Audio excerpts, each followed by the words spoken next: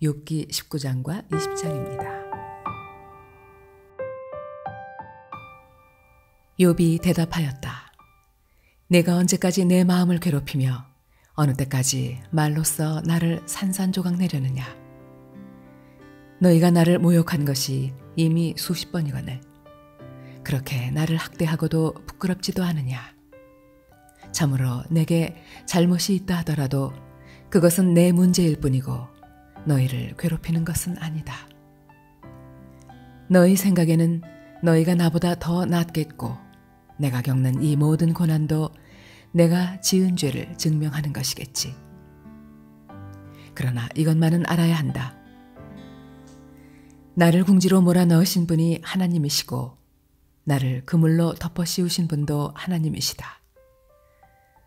폭력이다 하고 부르짖어도 듣는 이가 없다. 살려달라 하고 부르짖어도 귀를 기울이는 이가 없다. 하나님이 내가 가는 길을 높은 담으로 막으시니 내가 지나갈 수가 없다. 내 가는 길을 어둠으로 가로막으신다. 내 영광을 거두어 가시고 머리에서 면류관을 벗겨 가셨다. 내 온몸을 두들겨 패시니 이젠 내게 희망도 없다. 나무 뿌리를 뽑듯이 내 희망을 뿌리째 뽑아버리셨다.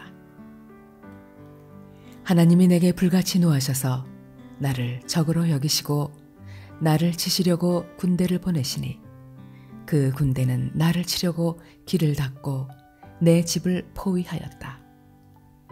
그가 내 가족을 내게서 멀리 떠나가게 하시니 나를 아는 이들마다 낯선 사람이 되어버렸다.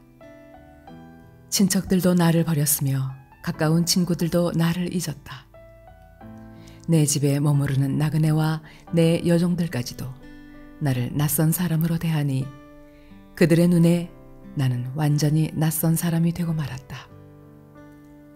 종을 불러도 대답조차 안 하니 내가 그에게 애걸하는 신세가 되었고 아내조차 내가 살아 숨쉬는 것을 싫어하고 친형제들도 나를 역겨워한다.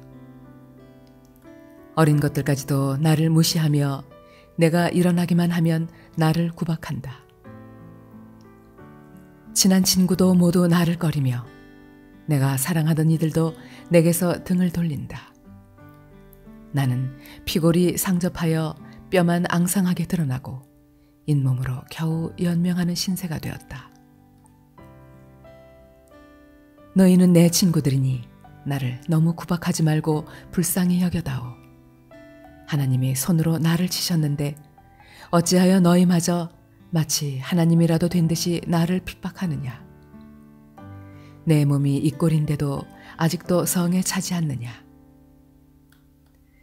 아, 누가 있어 내가 하는 말을 듣고 기억하여 주었으면, 누가 있어 내가 하는 말을 비망록에 기록하여 주었으면, 누가 있어 내가 한 말이 영원히 남도록 바위에 글을 새겨 주었으면.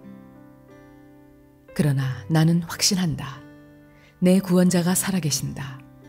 나를 돌보시는 그가 땅 위에 우뚝 서실 날이 반드시 오고야 말 것이다.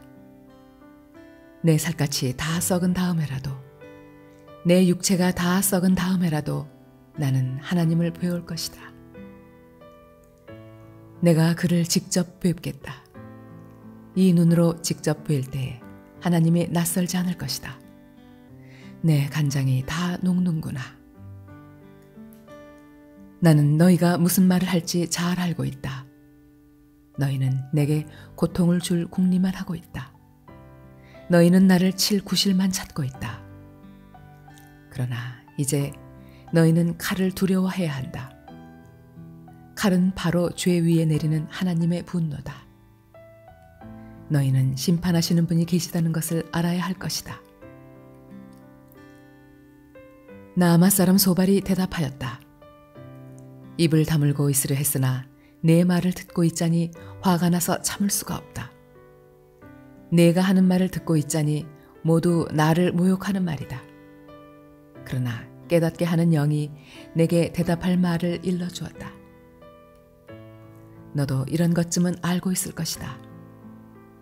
이 땅에 사람이 생기기 시작한 그 옛날로부터 악한 자의 승전가는 언제나 잠깐뿐이었으며 경건하지 못한 자의 기쁨도 순간일 뿐이었다.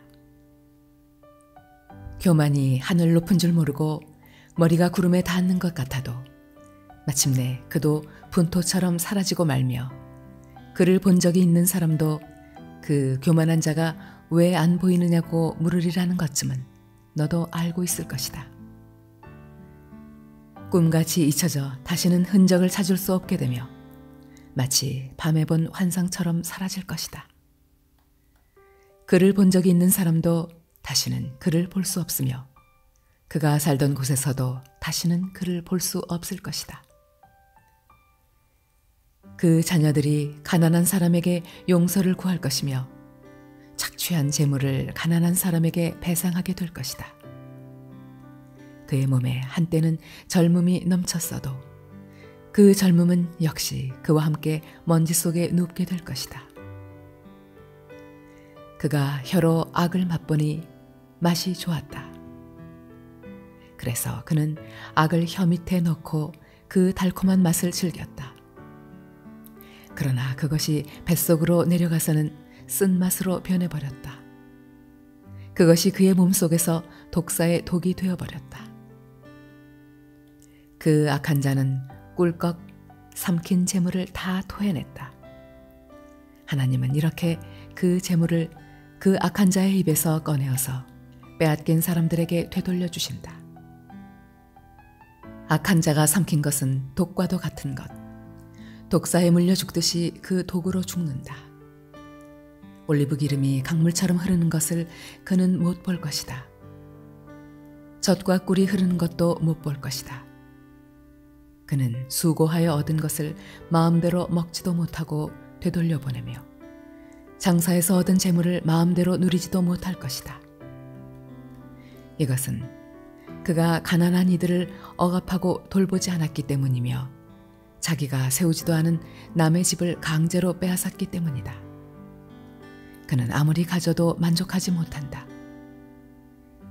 탐욕에 얽매여 벗어나지를 못한다.